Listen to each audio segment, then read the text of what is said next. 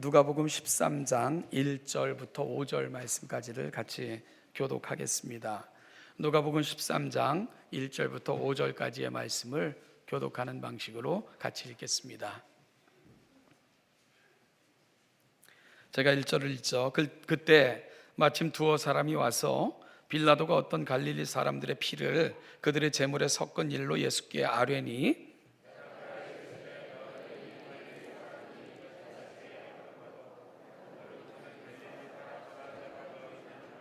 너에게 이르노니 아니라 너희도 만일 회개하지 아니하면 다 이와 같이 망하리라.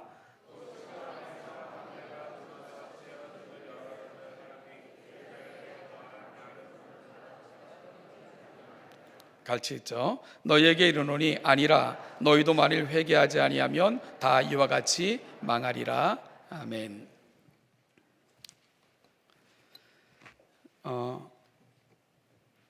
아마 한 주 동안 가장 많이 들었던 이야기는 역시 코로나19로 명명되어진 신종 바이러스에 대한 이야기였을 것입니다.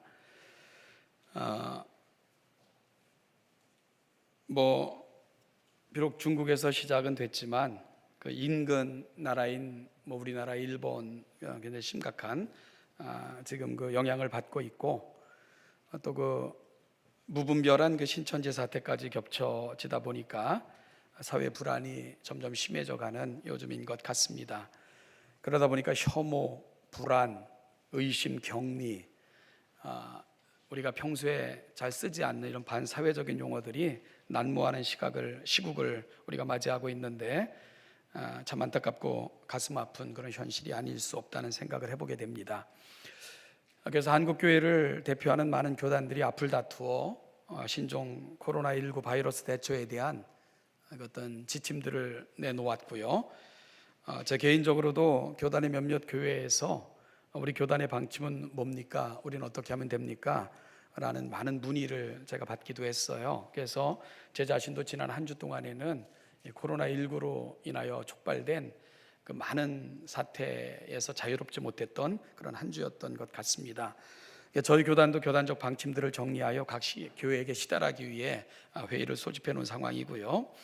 저희 교회도 어제 비상당회를 열어서 코로나19 바이러스 사태에 따른 교회 운영을 어떻게 할 것인가를 장시간 장로님들이 의논하는 그런 시간을 갖기도 했습니다. 이와 같은 일련의 과정 속에서 저는 그 교단적인 대책을 내놓기 전에 이 문제를 좀 더 깊이 있게 들여다봐야 되겠다 싶은 필요성을 느끼게 됐고요.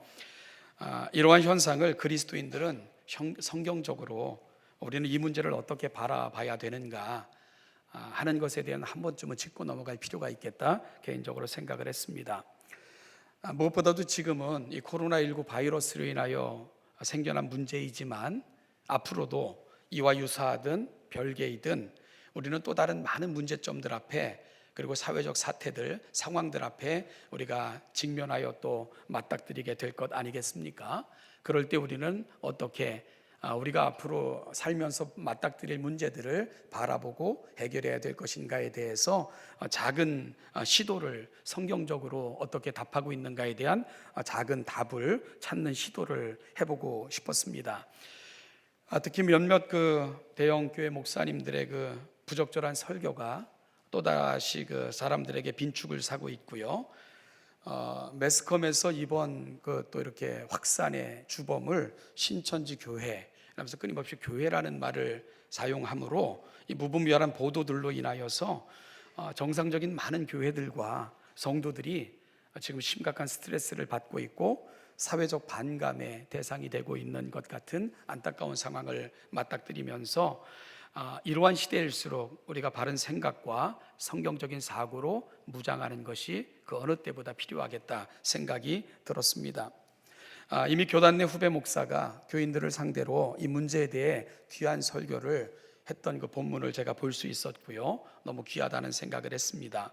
그래서 그 후배와 대화하는 중에 우리가 함께 이러한 설교들을 좀 공유했으면 좋겠다 해서 필요한 부분들을 내가 인용하겠다 하고 동의를 얻고 또 많은 신학자들의 글과 개인적으로 성경을 묵상하면서 얻은 결론을 여러분과 함께 나누는 것은 필요할 것 같아 오늘 저는 이 코로나19로 인하여 촉발된 사태들을 그리스도인들은 어떻게 바라봐야 될 것인가 하는 측면에서 오늘 말씀을 함께 나누어 볼까 합니다. 그러면 이 코로나19 바이러스로 인한 이 재난을 그리스도인들은 어떻게 생각하고 분별해야 할까요? 이 코로나 바이러스로 인하여 어려움이 시작된 후에 몇 주간에 걸쳐 지속적으로 많은 설교자들이 이 부분들을 거론을 했고요. 그것이 인터넷에 이렇게 편집되어 이렇게 지금 많이 떠돌고 있어요. 이것으로 인하여 인터넷 게시판에는 한국교회를 조롱하고 비난하는 글들이 쏟아지고 있는 안타까운 상황을 또 맞이하고 있습니다. 특별히 일본 목사들의 설교에서 이번 코로나19 바이러스 사태를 이 중국에서 시작된 것을 마치 중국이 기독교를 핍박하고 선교사들을 모두 쫓아냈기에 발생한 하나님의 심판이다, 이렇게 많은 분들이 설교를 한 것입니다. 사실 근자에 선교사들이 중국 정부로부터 추방 명령을 받고 중국에서 쫓겨났다는 그 많은 이야기들을 우리가 듣는 것은 사실입니다. 그래서 자연스럽게 코로나19로 인하여 엄청난 재난이 중국을 휩쓸자 중국이 기독교를 탄압하고 선교사들을 추방했기 때문에 하나님이 중국에 심판을 내려 이번 이 사태가 중국으로부터 시작된 것이다 하는 설교들을 쏟아냈던 것입니다. 이런 설교의 내용들이 인터넷을 통해서 전해지자 각종 인터넷 사이트들은 또다시 교회를 욕하는 글들로 도배를 당했지요. 역시 개독교다라는 식의 비난들이 쏟아지고 있는 것이 요즘 또 우리가 맞닥뜨리고 있는 현실이기도 합니다. 그런데 사실 이러한 식의 반응은 비단 이번에 국한된 것만은 아니었습니다. 세계 많은 지역에서 자연재해가 발생할 때마다 이 자연재해를 하나님의 심판과 연결하여 설교하는 설교들이 한국교회에는 유난히 많았던 것을 우리가 볼 수 있어요. 1995년 일본 고베에서 대지진이 발생했습니다. 그때 많은 설교자들이 이 지진을 우상 잡신을 섬기는 일본에 대한 하나님의 심판이다, 이렇게 설교함으로 많은 우려를 만들어냈던 적이 있습니다. 2005년 미국 뉴올리언스의 카트리나라는 큰 해일이 덮쳐 거의 도시 대부분이 물에 잠겼을 때에 타락한 지역에 대한 하나님의 심판이라고 그렇게 설교했던 목사들도 있었습니다. 인도네시아의 수마트라에 쓰나미가 왔을 때 그곳이 무슬람의 본거지였기 때문에 하나님의 심판이 그곳에 임한 거다, 이런 설교들을 또 쏟아내기도 했어요. 요즘 호주에 엄청난 산불이 발생해서 지금도 해결되지 않은 상태에서 나라가 타고 있는 이런 안타까움을 우리가 뉴스를 통해서 보게 됩니다. 그래서 얼마 전에 그 호주에서 오신 분들의 얘기를 들어보니까 생각보다 훨씬 더 심각한 지경으로 이 호주 산불이 그렇게 진행되고 있더라고요. 이것을 보면서 또 어떤 목사님은 이는 호주가 동성애를 찬성하고 인종차별을 일삼음으로 하나님의 심판을 자초한 거다, 이런 또한 설교를 하기도 했습니다. 이러한 지속적인 어떤 재난을 심판과 연결시키는 이런 설교들이 왜 이렇게 난무한 걸까? 문제는 이 모든 것의 근거를 설교를 함에 있어 성경을 근거로 들이대고 있다는데 좀 더 심각성이 있습니다.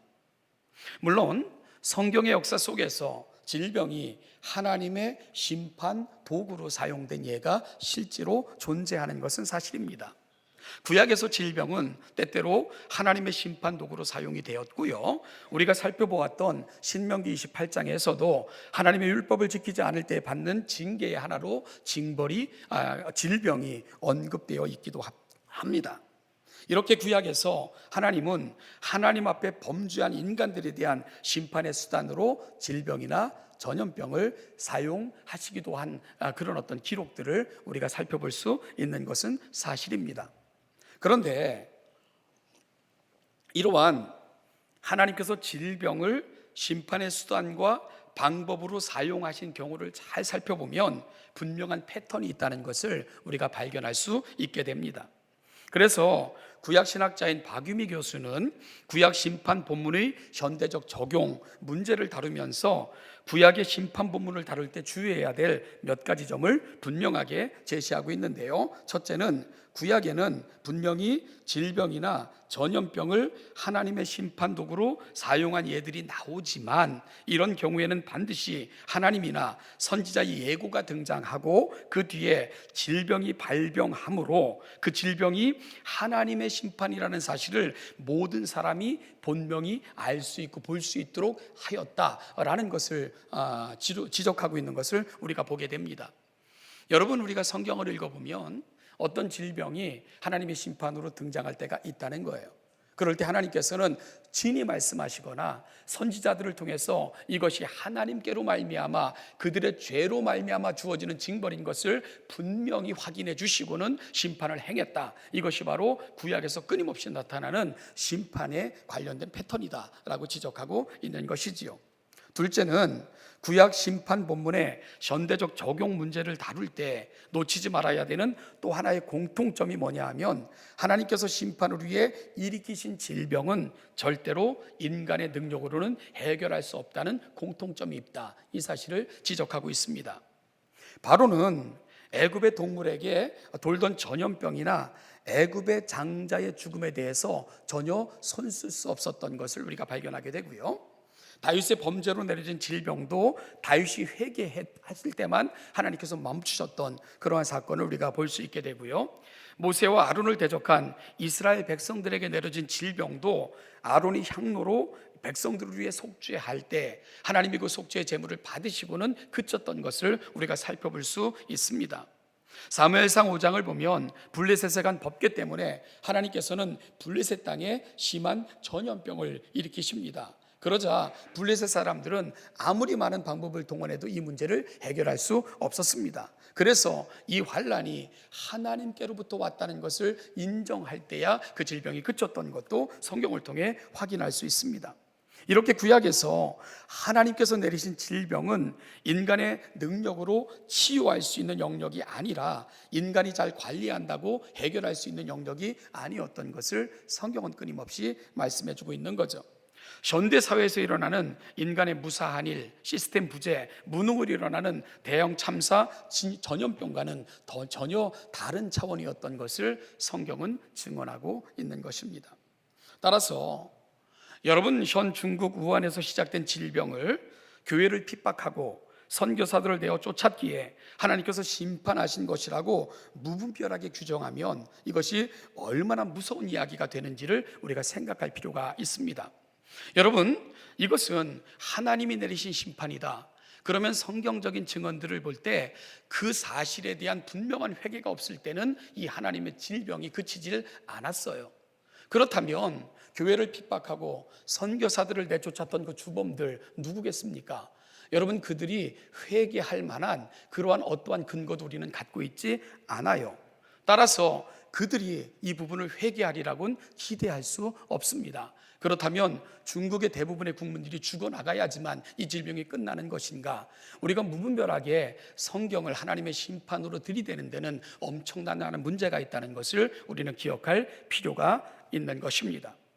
그리고 성경을 통해 확인할 수 있는 세 번째는 구약은 질병이나 자연재해 등 모든 재앙을 하나님의 심판으로 보고 있지는 않다는 사실을 기억할 필요가 있다는 겁니다. 우리가 욥기를 읽어보면 욥이 당한 그 처참함, 여러분, 욥을 위로하기 위해서 찾아왔던 많은 사람들, 그들이 끊임없이 욥에게 들이댔던 근거가 뭡니까? 하나님은 이유 없이 이런 고난을 너에게 주시지 않는다는 거예요. 네가 당한 이 모든 것은 네가 필히 잘못했기 때문에 하나님께서 심판하신다는 것, 이것이 욥을 위로하기 위해 찾아왔던 그의 친구들이 끊임없이 들이댔던 그들의 논리였습니다. 그런데 욥의 친구들이 들이댔던 논리, 그것이 성경적이냐? 그렇지 않다는 거죠. 그들은 당시에 유행되었던 인과응보적 사상으로 욥을 진단하고 욥을 판단하고 욥을 정죄했던 것입니다. 따라서 우리가 성경에 나머 욥기의 끝부분을 볼 것 같으면 오히려 누가 하나님으로부터 책망을 받게 됩니까? 인과응보적 사상으로 너에게 당한 이 고난이 너의 죄 때문이야 하고 끊임없이 욥을 몰아쳤던 그 욥의 친구들이 하나님으로부터 책망을 받게 됩니다. 그리고 욥에게는 하나님께서 정말 이 세상의 모든 이치에 대한 것을 쭉 설명하실 때 욥은 그때야 비로소 하나님께 무릎을 꿇어요. 그리고는 여러분 뭐라고 고백을 합니까? 하나님, 내가 모든 것을 안다고, 내가 의롭다고 하나님 앞에 내 의를 자랑했지만 하나님의 거룩하심과 하나님의 말씀 앞에 서보니 내가 얼마나 보잘것없고 연약한 인간이라는 것을 이제야 깨닫게 됩니다. 하나님, 그래서 나의 살아왔던 삶들을 안타깝게 아프게 여기면서 하나님 앞에 회개합니다. 그럴 때 하나님께서는 욥을 위로하시고 욥의 모든 것을 회복시켜 주시는 사건을 성경을 통해서 바라볼 수 있게 되는 거죠. 여러분, 따라서 질병은 죄로 인합니다. 인간의 잘못된 결과로 인합니다. 성경은 그것을 동일시하지 않고 있다는 것을 확인할 수 있는 것이지요. 그래서 역시 구약학자인 김윤희 교수는 현 시국의 무분별한 설교에 대해 다음과 같이 말을 합니다. 재난이 닥칠 때마다 목사님들의 설교에 유난히 힘이 들어가면서 심판론 혹은 재난 저주론이 고개를 듭니다. 심판과 죄의 인과관계의 무거운 설교로 재난당한 자들에게 대한 심판과 우리의 회개까지 이끌며 설교를 마치곤 합니다. 하지만 현대에 일어나는 재난과 하나님의 심판을 직접적으로 연결시킬 수는 없습니다. 현대 우리는 율법하에 살고 있지 않으며 신에 산 언약의 조건을 하나님과 체결한 적도 없기 때문입니다. 그렇기 때문에 재앙에 대해서 하나님이 개입하시는 직접적 심판의 잣대를 이야기하는 것은 성경적인 근거가 없습니다 라고 결론을 내렸습니다. 여러분, 그러면 이러한 재해와 이러한 많은 문제 앞에 설 때 그리스도인들은 마땅히 어떻게 이 문제를 대하고 다루는 것이 맞겠습니까? 누가복음 13장은 그런 면에서 우리에게 아주 중대한 교훈을 주고 있습니다.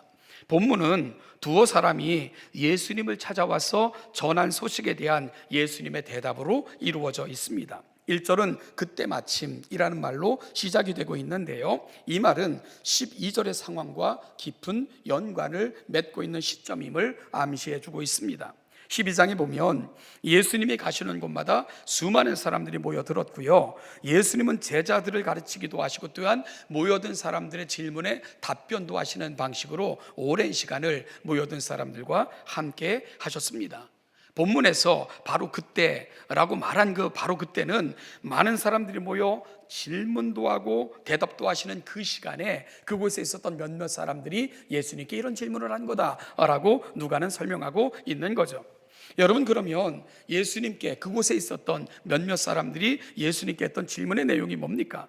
당시 총독이었던 빌라도가 희생제물을 드리는 갈릴리 사람들을 학살해서 그들의 피가 그들이 드리는 제물에 섞이게 되었던 사실을 예수님께 보고를 한 것입니다.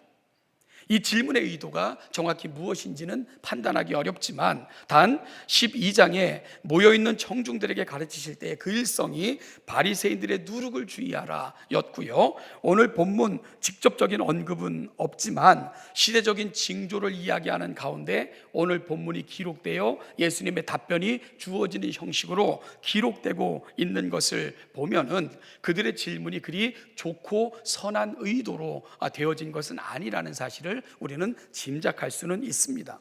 또한 예수님께서 그들의 보고를 들으시고는 2절에서 이렇게 대답을 하셨잖아요. 대답하여 이르시되 너희는 이 갈릴리 사람들이 이같이 해받음으로 다른 모든 갈릴리 사람보다 죄가 더 있는 줄 아느냐 라고 오히려 그들에게 반문하듯 물으셨습니다. 그러면서 다음과 같이 덧붙이셨는데요, 3절입니다. 너에게 이르노니 아니라 너희도 만일 회개하지 아니하면 다 이와 같이 망하리라. 주님은 그들의 질문에 대해 이렇게 대답하시고는 한 가지를 예로 드셨습니다. 4절 5절입니다. 또 실로암에서 망대가 무너져 치어 죽은 18사람이 예루살렘에 거한 다른 모든 사람보다 죄가 더 있는 줄 아느냐? 너에게 이르노니 아니라 너희도 만일 회개하지 아니하면 다 이와 같이 망하리라. 예수님 당시 예루살렘에 있던 실로암 망대가 무너져서 사망자가 18명이나 발생하는 큰 참사가 일어났습니다. 예수님은 그 사건을 언급하시면서 그 사람들이 예루살렘에 거주하는 다른 사람들보다 죄가 더 많기 때문에 이 비참한 어떤 그 사고에 연루된 것이 아니다 하는 말씀을 그들에게 들려주신 것입니다. 여러분, 결국 이와 같은 대화를 통해 우리가 확인할 수 있는 것은 무엇입니까? 이 말씀의 요점은 이것입니다. 어떤 사람들의 죽음의 여부를 보고 그들이 당한 그 불행한 사태를 보고 그 사람의 의로움의 여부를 결코 판단하면 안 된다. 예수님은 그렇게 말씀하고 계신 것입니다.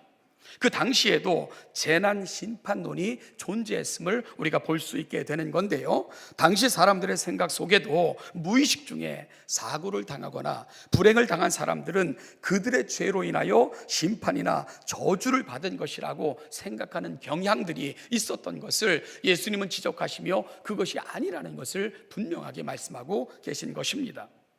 여러분, 우리 안에는 이러한 견해들이 존재하지 않습니까? 아닙니다. 우리 안에도 여전히 존재하는 문제이기도 합니다. 어려움을 당한 가정이나 개인을 신방해 보면 아주 쉽게 안타까워하시면서 이렇게 고백하시는 것을 듣는 경우들이 많아요.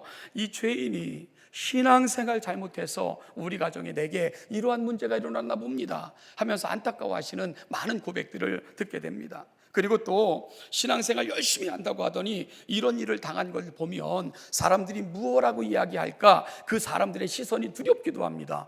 여러분, 그렇게까지 말하는 성도들을 직접 만날 수가 있어요. 신방에 보면 의외로 이런 아픔과 안타까움을 안고 신앙생활 하시는 분들이 너무나도 많다는 것을 아주 쉽게 확인할 수 있습니다. 예수님은 이러한 관점을 고쳐주신 것입니다. 본문에 등장하는 재난을 당한 사람들, 그들이 더 죄가 많아서 그렇지 않은 사람들보다 더 많이 죄를 졌기 때문에 그런 것이 아닌 것을 예수님은 말씀하셨습니다. 다른 사람의 불행이 나의 상대적 의의를 드러낼 수 없다. 예수님은 그렇게 말씀하고 계신 것입니다. 그러면 이러한 재난과 곤고함, 그리고 특히 이 코로나19 같은 사태를 보면서 우리가 가야 되고 고백해야 되는 그리스도인들의 마땅한 자리는 무엇이겠습니까? 여러분, 이런 사태를 보면서 우리가 가져야 될 신앙적 태도와 모습은 무엇일까요? 첫째는요, 욥의 고백을 깊이 생각하는 시간들로 삼으셔야 됩니다. 여러분, 욥이 어떤 고백을 했다고요? 자신은 한없이 의롭다고 생각을 했습니다. 그렇기 때문에 자신에게 주어진 모든 것들이 자신이 하나님께 올려드린 의로움의 결과로 이 복이 자신에게 주어진 것이라고 욥은 한때 생각을 했습니다. 그러나 그 큰 고난을 경험한 후 그는 자신이 얼마나 무능하며 무지하다는 사실을 깨닫게 됐습니다. 자신의 의의가 얼마나 작고 보잘것없다는 것을 욥은 분명히 알게 된 것입니다. 그래서 고난 후에 욥이 했던 것이 뭡니까? 무릎 꿇고 하나님께 회개하는 것입니다. 하나님, 아무것도 아닌 내가 모든 것인 것처럼, 아무것도 모르는 내가 모든 것을 아는 것처럼, 정말로 보잘것없는 내가 모든 것이 나의 근거로 이 모든 은혜가 주어진 것처럼 착각하며 살았습니다. 그래서 회개하며 안타까워하며 하나님 앞에 내 자신의 무능함을 고백합니다 하고 하나님 앞에 나아갔던 것을 욥기를 통해서 확인할 수 있습니다. 여러분, 인류는 지금 아주 큰 교만에 빠져 있습니다.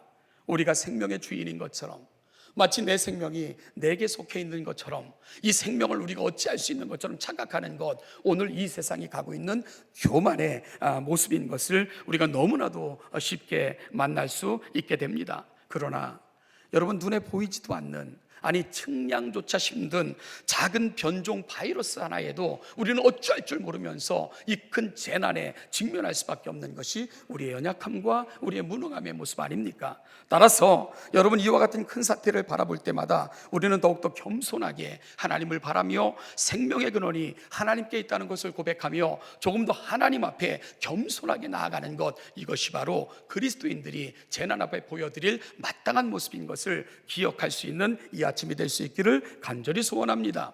둘째는 하나님은 우리를 더불어 살아가는 관계적 존재로 지으셨음을 다시 한번 확인받는 그런 기회로 삼으셔야 됩니다. 여러분, 재난이 닥치거나 여러 가지 사태가 발생하면 혐오하고 미워하고 꺼림직하게 여기면서 서로를 여러분 적대시하는 모습들이 너무나도 팽배하게 일어나는 우리의 모습들입니다. 그러나 우리가 성경을 살펴보면 하나님은 성부와 성자와 성령으로 존재하시며 하나가 되셔서 일하심으로 그 놀라운 영광을 세상에 보여주시는 분, 그분이 바로 우리 하나님이십니다. 마찬가지로 인간을 남과 여라는 관계적 존재로 지으셨고요, 한 에덴을 통해 하나님의 놀라운 창조에 참여하도록 하나님은 창조 질서 속에 우리를 허락하신 것입니다. 또한 교회를 한 몸이라고 설명하시면서 지체된 모두는 서로 존중하고 돕고 협력함으로만 아름다운 질서를 함께 더불어가는 생명을 유지할 수 있다는 것을 분명히 보여주셨습니다. 저희는 지난 금요 심야 기도회를 통해 물론 매일 새벽도 이 기도 제목을 놓고 함께 기도하고 있습니다. 우리는 중국을 위해 기도하는 특별한 시간을 가졌습니다. 또한 이 나라를 위해서 기도했고요, 또한 이 어려운 시기를 모든 것을 걸고 일하시는 의료인들을 위해, 그리고 국가기관의 실무자들을 위해 우리가 함께 기도하는 그런 시간을 가졌었습니다. 이들이 함께 수고하고 애쓰고 노력하기에 우리는 어려운 가운데서도 이 큰 혜택을 누리고 살아가고 있다는 것을 기억하며 놓치지 말아야 되는 것이지요. 이 험난한 질병의 시기에 나 혼자 홀로 이 모든 것을 감당해야 된다고 생각을 해보십시오. 여러분, 내가 내 몸에 어떤 일이 일어날지 아무도 모르잖아요. 그런데 내가 내 몸에 작은 이상이 생기기만 해도 내가 큰 위험에 빠지는데 그때 내 주변에 아무도 없었다고 생각을 해보십시오. 그럼 얼마나 큰 위험 앞에 우리는 직면할 수 없습니까? 그러나 함께함으로 우리에게 닥친 고난들을 이겨낼 수 있는 것입니다. 따라서 지금은 이러한 어려움을 볼 때마다 정죄하고 비난하고 혐오하는 것이 아니라 격려하고 위로하고 할 수 있는 모든 도움을 베풀며, 무엇보다도 어려움을 당하고 있는 우리의 이웃들, 그리고 이웃 나라, 이 세상을 위해 진심으로 기도하는 성숙된 모습, 바로 하나님의 사람들이 보여줘야 될 그리스도인 다움임을 함께 기억하는 이 아침이 될 수 있기를 간절히 소망합니다. 사랑하는 여러분, 주님께서 친히 육신을 입고 이 땅에 오셔서 보여주신 모습이 뭡니까? 우리만큼 낮아지셨고 우리를 섬기셨고 심지어 물 한 방울 피 한 방울까지 정말 영원히 죽은 나를 위해 공급하시면서 그분의 모든 것을 내어주심으로 우리를 살리셨습니다. 이것이 바로 우리가 받은 사랑입니다. 사랑하는 여러분, 우리가 받은 세상에, 우리가 살아가는 세상에 누군가 이러한 어려움을 겪고 있다면 우리가 마땅히 나아가야 될 자리가 무엇일까요? 하나님은 우리를 정죄하지 않으셨습니다. 하나님 우리를 외면하지 않으셨습니다. 하나님 우리를 혐오하지 않으셨습니다. 감싸 안으셨고 치료하셨고 회복시키셔서 영원한 그 나라까지 인도하셨습니다. 이것이 바로 하나님의 사람들이 가야 될 마땅한 자리입니다. 셋째는 신앙의 성숙과 바른 진리를 소유하고자 하는 열망을 소유하는 기회로 삼으셔야 됩니다. 신앙의 성숙과 바른 진리를 소유하는 그런 열망을 우리가 소유하는 기회로 삼으셔야 된다는 겁니다.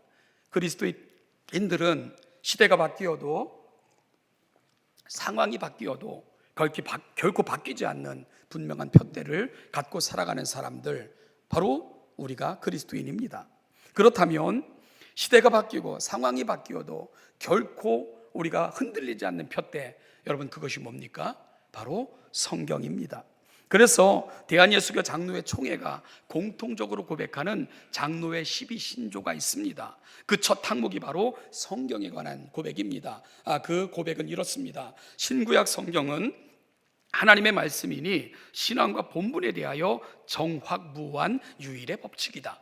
이것이 바로 모든 장로교회가 함께 고백하는 가장 중요하게 생각하는 첫 번째 신앙 고백의 항목입니다. 신구약 성경은 하나님의 말씀이니 신앙과 본분에 대하여 정확무한 유일의 법칙이다. 정확무한 유일의 법칙. 여러분, 우리는 이 진리를 알고 있는 사람들입니다.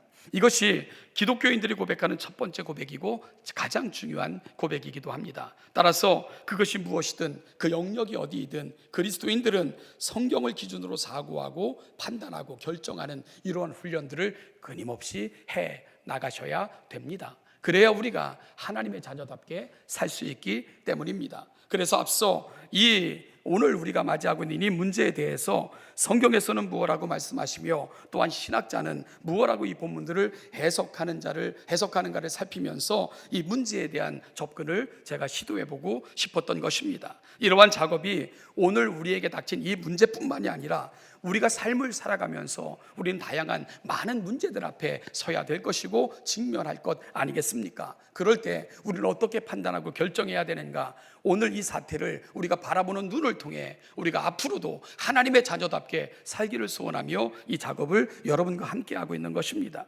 따라서 우리가 살아가는 세상에 고난이 닥치고 우리의 주변이나 이웃들이나 혹은 내 삶에 문제가 생길 때 우리는 쉽게 말하고 판단하고 정죄하거나 비난하는 것이 아니라 하나님의 말씀을 깊이 묵상하고 하나님과 깊이 교제하는 이런 연습을 먼저 하고는 하나님이 정말 이 시대 속에 우리에게 무엇을 말씀하시는가를 깊이 깨달아 말하고 행동하는 저와 여러분들이 되기를 간절히 소원하며 오늘 이 말씀을 함께 나누고 있는 것입니다. 사랑하는 여러분, 말보다 행동보다 하나님의 말씀 앞에 서는 것, 그분과 깊은 교제로 나아가는 것, 이것이 먼저이어야 됩니다.